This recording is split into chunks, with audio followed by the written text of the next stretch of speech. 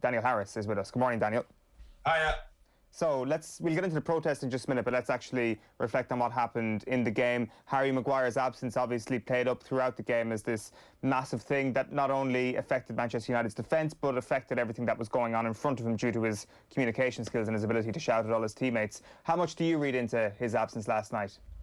I think it definitely made a difference. I mean, United have been conceding goals from set pieces all season, and with and without Harry Maguire. So it's not necessarily what happened. That's the fact that they conceded such dreadful goals.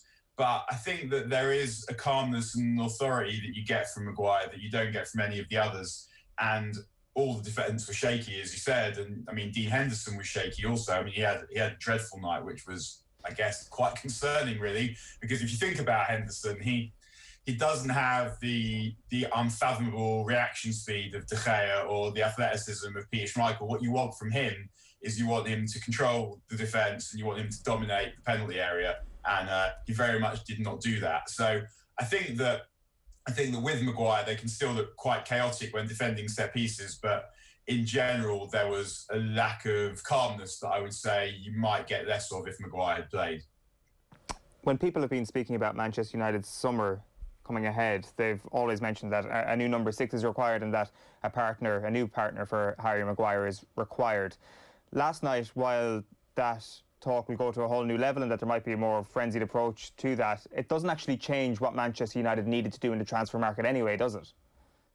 Not really. I mean, I think people have differing priorities, but when you look at it, United need a centre-back, a number 6. I mean, they could really use a right winger and a centre-forward as well, because the players that they currently have in those positions are good, but they could do with some options. I mean, the right wing situation is, I mean, they've needed one for a long time, but signing someone to go in front of Mason Greenwood and Amad Diallo, who they just spent 40 million quid on, seems like a slightly strange priority at this point, unless you're getting someone who's absolutely brilliant.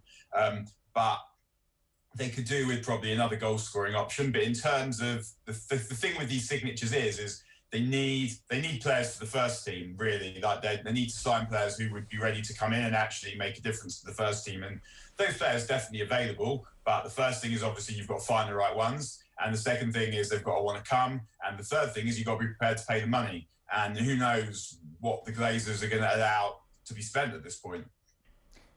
There was a strange scenario last night where Manchester United really should have brought it back to 3-3 and end up losing the game 4-2. Like, do you look at it from a Liverpool perspective and say, right, this is a little bit of a marker set down for next season, that Liverpool can get back to that level that they showed over the past 2 seasons and, by extension, finish above Manchester United and get closer to the title than Manchester United next season? I mean, I think watching the game, one of the things I thought was, this is a good game, and haven't thought that very often this season. And the other thing I thought was, next season, I've been thinking this for a while, is that next season is could be very, very serious, because Liverpool are going to get better. Like they have had some misfortunes this season. I mean, there's no guarantee that Virgil van Dijk, can't remember how old he is, but at his age, he's going to come back from a cruise ship and be the player that he was. But you would expect them to buy at least a player or two, and we know that Liverpool's top level is a really high level.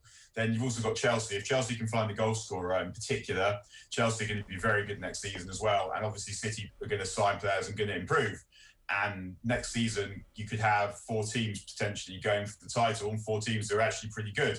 And it's been a while in English football since we've had several good teams. I mean, if you look at the United team that comes second, probably going to come second this season, are not close to as good as other teams United came second to in the last couple of decades, or teams that came second to United, and never mind third and fourth. Whereas this next season, it looks like you could have 4 very good teams. So, I mean, I'm kind of watching it thinking this is quite exciting in a way. Obviously, I'm a United supporter as well, so I don't want United to lose to Liverpool or to lose to anyone.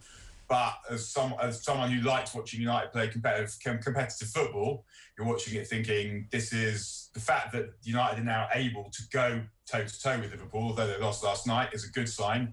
And just in terms of how good the competition at the top level could be in the next couple of seasons, that was also quite encouraging and quite exciting. And I think you watch Liverpool, and there's lots of different ways of looking at a game of football. And you could say, well, Liverpool needed the result more than United, and that was very clear. You could see it in the way that they played. They're quicker to the ball in midfield. They were playing with greater intensity after the first 20 minutes. Or you could look at it and say, well, why was that the case? United, the players had a bit of a break, so it shouldn't have been that tired. And you might look at it and say, well, actually, United lack a bit of quality still. And do they still lack a bit of balance? Because to me, when I watch United play, the thing I'm thinking is they need to get into a position where they can play Pogba and Bruno in midfield and then play 3 attackers and play Marcus Rashford on the left. And they didn't get to that point until quite late on last night, but as soon as they did, it made a difference. And at the moment, Ole doesn't trust the defence. He doesn't trust the balance of the team quite well enough to do that. Problem being that friends Scott McTominay aren't good enough. I mean, I love Scott McTominay, but I would say that he's a top 4 player who can make a difference in a team that's challenging to the title, but he needs better players around him. And Fred is someone who can sometimes play well, but is absolutely miles away from being good enough. And if you're going to play 2 of those kinds of players, then you start to think, well, United actually need 2 players to play in that position, because if like Scott McTominay is he's a good sort of third option when you've got 2 already. And as I said, like, he will play well, but he's in bad form at the moment, and his bottom level isn't good enough, and he's not played well for quite a few weeks now, and it's noticeable because his bottom level isn't good enough to be playing in a team that trying to win the championship. So then the problem with that balance situation is I would say that against most teams, United are good enough to play with Pogba and Bruno and one other player.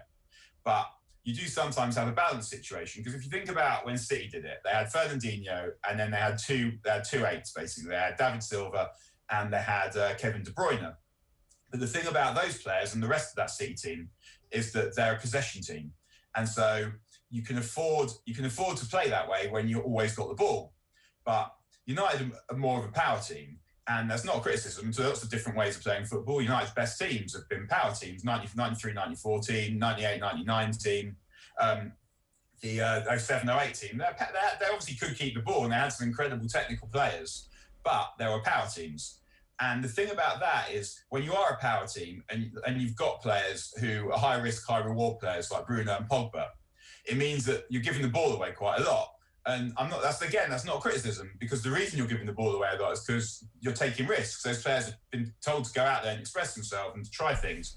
But it does mean that you give the opposition quite a lot of the ball. And when the opposition have the kind of players who Liverpool have, then you're going to have some difficult situations. You need to be able to defend properly. And when I looked at the teams last night, I mean, it seemed to me that for Liverpool, the game was in midfield. I thought that Pogba, McTominay, Bruno were going to struggle with Thiago, Wijnaldum and Fabinho physically, and whether they were going to be able to get to the ball fast enough. But then I looked at United's attackers, I looked at Liverpool's defence, and I thought that, to me, seems to be a bigger discrepancy. And United will have enough of the ball to take advantage of Liverpool's defence. Didn't work out like that. Could have worked out like that if United scored again when they were on top at the beginning, but it didn't. And that's the thing, is that you have to try and find that happy medium between trying things and making sure that you don't put yourselves under pressure. And I didn't think in midfield United quite managed that yesterday, because I felt like Pogba played on the left, and him and Marcus Rashford didn't play well enough. And once Pogba came back into midfield and Marcus Rashford moved over to that left, they managed that much better. But they hadn't lost the game by then, because they still had an opportunity to save it. But they'd given Liverpool a big advantage of something to hang on to. But at the same time, Liverpool needed it more than they did, and they played well. Yeah, and it doesn't help when Pogba switches off at the back post either, obviously. No, it doesn't. We were just debating just earlier in the show about whether the season has been successful for United or not, based on Roy Keane's comments at the end of the game, saying in the dressing rooms that he'd been in. God forbid if anybody would say second was good. But the reality is second was very good, given the base that they were coming from last season and the lack of starting 11 players that have come in between then and now. Yeah, I think so. I mean, Roy Keane was being Roy Keane, and I don't think that Ole Gunnar Solskjaer, who also knows what it means to win, is sitting there in the dressing room saying second is acceptable. And I think he's been quite clear, saying that that's not the point. The point is to win. But the league was not something United had a good enough squad to achieve this season. It just wasn't the case. It's not a situation where they've got a team that should win the league, and they're saying, well done, lads, for coming second. They're saying, this is a staging post on the way to where they want to go. And the question now is really whether the Glazers are going to provide the money to strengthen the team enough. I mean, the course of dealing suggests that they're not, that they tend to disperse a little bit of money when it looks like it's necessary for the top four. But then after that, that is it. And I would expect one player this season. I'm not sure if I would expect very much more. Perhaps they might get one player and then be able to buy a second player with whatever they can generate through sales. And there should be a bit of sale generation this season because, I mean, Mata is going to leave. I think there's a good chance De Gea leaves, probably not for very much, but it's a lot of wages. That Jesse Lingard might go, Diego Dallo might go, Brandon Williams might go. Like, if they can get rid of those kinds of players, and then with a change down the back of the sofa, they can probably cobble together another player. But I don't think that anyone is congratulating anyone for coming second, but I think they are looking at the league table and saying that's the best that they could do with their talent this season, with the talent available to them, and it represents an improvement, but it's not good enough. I don't think that anyone in that dressing room or the managers or the coaching team are satisfied with coming second at all. But what you just said there, Daniel, is probably going to frustrate a lot of Manchester United fans because, as you pointed out, one signing is not going to be enough. Maybe if they cobble together a second signing, it might be. But if you are, as you say, rooting around the back of the sofa for spare change, chances are it's not going to be enough to buy the type of player, the quality of player that Manchester United need to win the Premier League. Sometimes, I mean, it doesn't always work like that.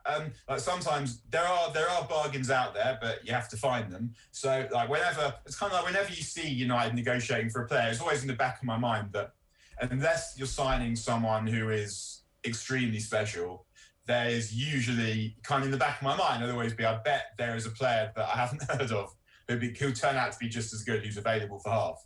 But I think sometimes you get to a situation also where you don't want to punt, because if you look at United's centre-back situation, that is a good example of that. That they signed Harry Maguire for 80 million quid or whatever it was, roughly, and they signed Victor Lindelof for about 30 million quid and Eric Bailly for about 30 million quid, and those two players were punts. And I don't think that Harry Maguire is the greatest centre-back I've ever seen, but he's a lot better than the other two, and that's why he costs double what they cost. And what you're better off doing usually, ultimately, is rather than signing two £30 million players, if you sign one, or £35 million players or whatever they were, if you sign one £60 or £70 million player, the chances are, if you've done your research, you will get someone better. And I'd like a centre-back next season, a new centre-back, but it seems pointless punting. Like you're trying to find the player that is most likely to give you what you need. And what United need next to Maguire really is they need some authority and they need some recovery pace.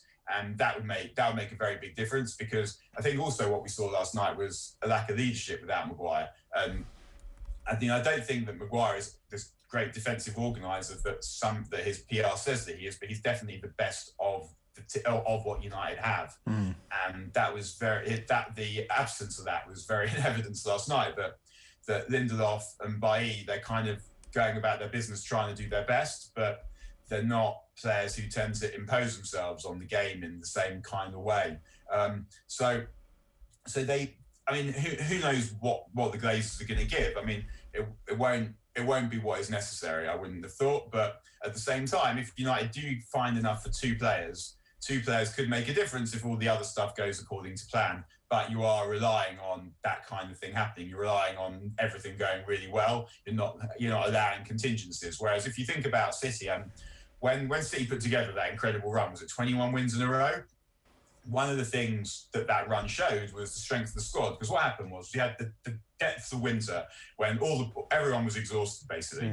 And most managers are kind of tossing up between, do they overplay their best players? That's what Ole was mainly doing. Do they try and force players to play, worried that they're going to get injured? Or do they rely on their second string? Or are they forced by injury just to toss in whatever children they've got knocking around in the youth team? And what City are able to do is they're actually just rotating 4 and 5 quality players in every game and putting that together. And when you do that, you will win most games, particularly when the other teams are knackered. And City were deep enough squad to be able to keep rotating. Similarly, United's title challenge, in inverted commas, ran out when they basically ran out of options, when Pogba got injured, when they pretty much started having to play the same team almost every game. And that's when they started failing to win the big games, when either they had to rely on the players that weren't good enough or just keep playing the same players. And Chelsea is another example of the same thing now. When Frank Lampard was manager, he wouldn't pick Antonio Rudiger. He didn't really like picking Kai Havertz. And he was playing more of the same players. And Tuchel comes in, And he's actually thought, well, actually, this squad is good. Like, there's some really good players. The problem with Chelsea's squad is that I feel like the players they sign next need to be the best players in the team. But in terms of the next level down, they've got loads and loads of really good players. And Tuchel decided he was going to use them all. And he's now been able to rotate players from game to game. And you see a big difference in the way Chelsea have been able to play as well. And that's been a very significant difference in, I think, who's won the league this season. Even though City have the best first 11, the thing that allowed them to plough through that ridiculous run was the depth of the squad as much as the quality of the first 11. And our audience is very much split this morning on who's going to push City closest next season. It's neck and neck between Chelsea and Liverpool, and United some way back in third. The Liverpool, with the run in they have, Daniel, West Brom, Burnley and Palace, very favourable run in. It looks as if they may get there in terms of the top four. How have you been impressed? How much have you been impressed by that late run? I mean, I don't think it's that much of a late run, really. They've how many games in a row have they won? Not many. I think that they're a good team, so you expect them to. It's not surprising when you see them play well. I think it's more that the teams above them have been losing. I mean, Leicester they've obviously managed to find a win against United reserves the other day, but they haven't been playing well. Chelsea lost against Arsenal. West Ham have kind of run out of form or run out of winning marginal games. But you'd have to give them credit when you look at a game last night, for example, against a team that have been superior to them over the course of the season. They played really well last night. In the crunch game, Liverpool played really well last night, but I don't think they've got into this position because they've produced this devastating run to finish off the season. I don't think it's been like that. I think that they might be able to pull it off, and as a United supporter, I very much hope that they don't, because I think that if Liverpool can't get into the Champions League this next season, then that will stop them from strengthening. And as a United supporter, that's what you want. But I look at it and think that Liverpool have produced this devastating run to get to where they've got to. Like they beat Southampton in their last game. But the game before that, they drew with Newcastle. The game before that, they drew with Leeds. So it's not this phenomenal run that they've put together that has taken them to that place. But they are a good team. They played really well last night. So I think that if they do get into the Champions League, particularly, then it would be foolish to write them off the next season, because we know what their best players are capable of. We know that their manager is an inspirational, rabble-rousing genius. And if they sign some players to make them better, then there will be a problem for everyone. You talk about squad depth. Manchester United have really shown their squad depth at boardroom level. Ed Woodward gone, but Richard Arnold steps on up to fill the void. It looks like he's going to be the leading candidate to take Woodward's old job. Are you confident that he's the guy to lead Manchester United forward off the pitch? Because it is a big summer. Sorry, are you talking about Richard Arnold there? You went a bit fuzzy for a second. Yes. I mean, it is. I don't know Richard Arnold. I'd be extremely suspicious of his appointment, because it looks like they're just turning to the next cab off the rank. Like, by amazing coincidence, the next best person for this job is a person who we've already employed.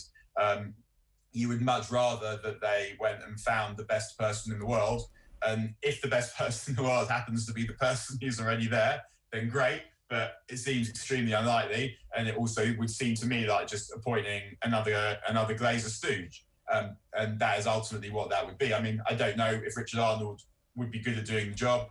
I don't know what his thoughts are about United. I don't know what his thoughts are about football. But ultimately, yeah, I mean, it's the same as Woodward. Woodward was appointed because he was a Glazer stooge. He helped put together the deal that enabled them to buy United without spending a penny of their own money.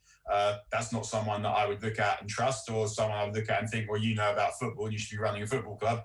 And I guess I feel the same about Richard Arnold. And I don't know it will be him, but if it is him, I don't think that would be a particularly good sign. No, in fact, I would say so much as I think that would be a bad sign. Are you buying the sounds from Manchester United over the past week at boardroom level about greater engagement with fan groups? I mean, the Director of Communications coming out on Sky Sports yesterday to speak on behalf of the club and on behalf of the Glazers as well. More protests last night. I guess their last home game of the season, Daniel, is next Tuesday against Fulham. Are we going to see bigger protests, do you reckon, there? A final message that what the Glazers have said so far is not acceptable? I think with all the Glazers, and I mean really with all the owners of these clubs, that there is no apology. It doesn't matter where they go from here. Like, there would always be the people that did that, and that's enough for me to never be able to trust them again, because all this like mea culpa stuff, I mean, it's all a load of bollocks. If everyone had said, yeah, great idea or whatever, or if people hadn't reacted as strongly as they did, then they'd be doing it and they'd be very pleased.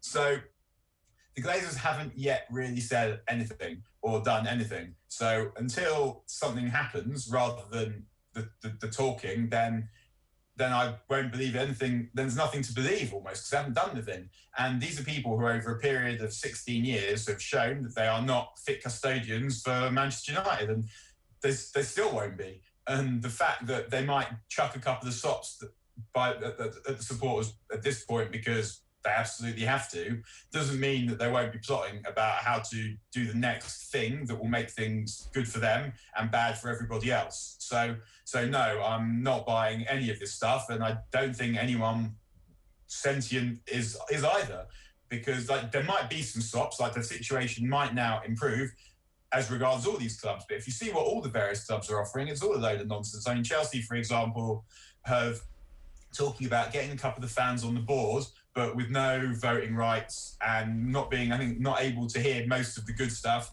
and not allowed to tell anyone about it. And ultimately, if you're not allowed to tell anyone about it, what's the point? Like, the point we need transparency. There shouldn't be chicanery going on that no one can know about in a football club.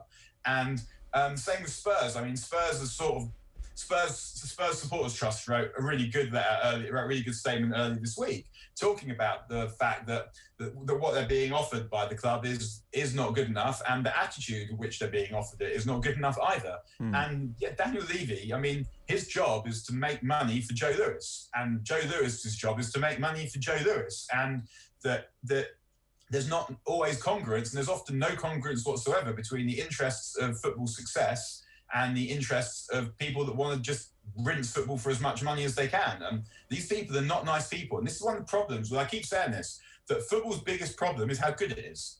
It's the best possible way to talk to the biggest number of people across the world. Doesn't matter, like you're not constrained by borders, you're not constrained by religion, you're not constrained by ethnicity, you're not constrained by any of this stuff. People of every single shape, size, description, religion, orientation love football. And it's the world game. It's the best possible way to speak to all those people, which means that it's one of the best possible ways in the world to make money as well. And that's what you've got here, is you've got these people. So because of that, football has become this phenomenal industry that is one of the greatest things in the world that we have. And that means that the people that can afford to own our football clubs, or at least own the legal title to our football clubs, will never own them emotionally or morally, but they are not people that should be able to own things that mean so much, because the amount of money it takes, you can only really accumulate by bad behaviour. It is basically almost impossible to be a billionaire by way of anything apart from exploitation and bad behaviour. And these people should not be allowed anywhere near our football clubs that don't need them, most of them. Like Liverpool just need to be able to spend Liverpool's money. United just need to be able to spend United's money. City is different, obviously, but that's a different moral issue. And Chelsea are probably at the point now where they're starting to make a lot of money as well. I mean, they've got a problem with their ground, and ultimately they're going to need Abramovich if they're going to sort that out. But that's anyone who can afford to own the entirety of a Premier League football club is someone you should be suspicious about owning the entirety of a Premier League football club. Yeah, I mean, it's not my job to stand up for billionaires, and I ain't going to do that here this morning, but I mean, you obviously can accumulate that wealth in a very legal fashion as well. Yeah. We're very big in the billionaire market, Daniel. Our audience is slightly leaning towards Liverpool, by the way, in terms of that flash poll about who's going to push City closest next season, which is the perfect note to leave it on. Daniel, thanks a million. See you lads, have a good weekend, everyone. Thanks a lot, cheers. And I've been picked up by Dennis Ryan on YouTube as well, who's been asking me about the what late run-in, asks Dennis Ryan. I mean, they've beaten Southampton, Villa, United, Arsenal alone. I mean, nobody's too worried about beating Arsenal. And they haven't been beaten in the league since first week of March. I think that constitutes a run as far as I'm concerned. Yeah, like I think they've been good to finish off the season, definitely, and like I think that they're trending upwards. But like Daniel made that point there, that like we alluded to at the top of the show, this idea that we're going to have this great 4-horse race next season. I feel that we've had this excitement at the end of seasons before, and it just has never materialised, that we never have a 4-horse race. We rarely, if ever, have a 3-horse race. We will be doing well if this time next year we'll have a proper 2-horse race. That is just the reality of the Premier League. Teams will disappoint. Injuries will happen. So I'm not sure that'll happen. And I think Liverpool are the best placed of Chelsea, Manchester United and Liverpool to actually make that a 2-horse race between themselves and City. All right, it's 8:10. You're watching OTB AM. Loads of comments coming into us about the football, so keep them coming in. We've rugby upcoming in just a little bit. We're going to talk about the Gaelic football too, and camogie too. So lots to come, and do keep those comments coming into us. We want to hear from you this morning.